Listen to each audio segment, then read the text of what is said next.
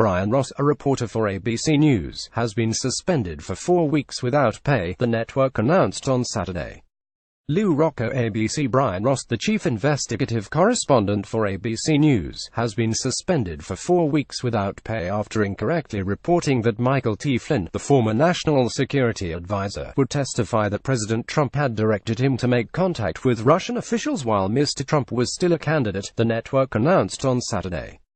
Mr. Trump directed Mr. Flynn to make contact after the election as president-elect, the network said. ABC initially issued a clarification after Mr. Ross made the statement during a live broadcast on Friday but later called it a correction. "We deeply regret and apologize for the serious error we made yesterday," ABC said in a statement on Saturday.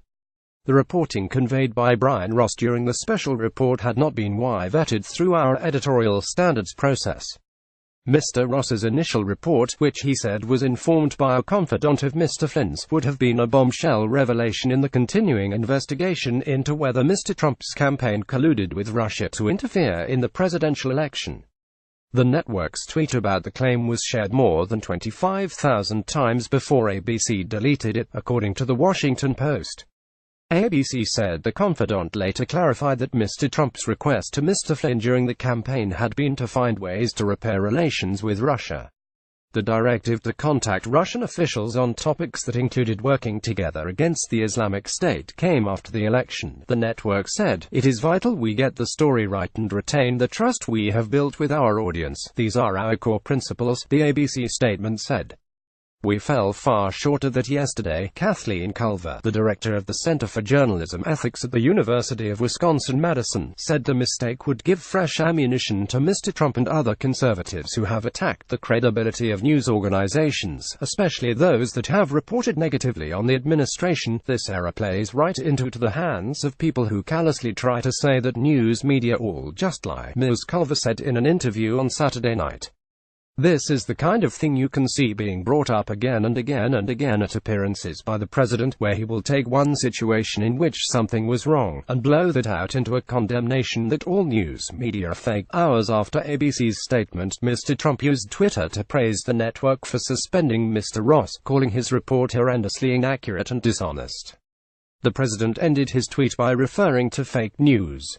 "Congratulations to ABC News for suspending Brian Ross for his horrendously inaccurate and dishonest report on the Russia witch hunt.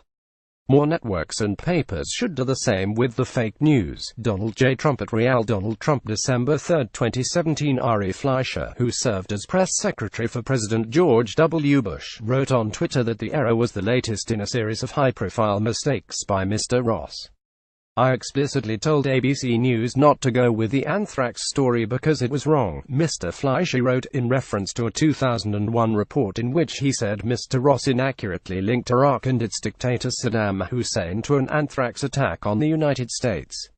Brian Ross went with it anyway. In 2012, Mr. Ross and ABC issued an apology after Mr. Ross incorrectly suggested that the shooter in the massacre at an Aurora, Colorado, movie theater was involved with a Tea Party organization. While Ms. Culver said the network's decision to suspend Mr. Ross was an appropriate first step, she said the mistake should also prompt a wider assessment by ABC of his record, as well as a more general evaluation across the media industry of the push for speed, which likely contributed to the error. "We are at a time when public trust in news media is so low that we have to work constantly to try to rebuild that trust," she said. "And every time practices go awry like this, we do damage to that trust. And rightly so. People are correct in being suspicious of reports that seem too big to be true." Follow Vivian Wang on Twitter at @ViWang3.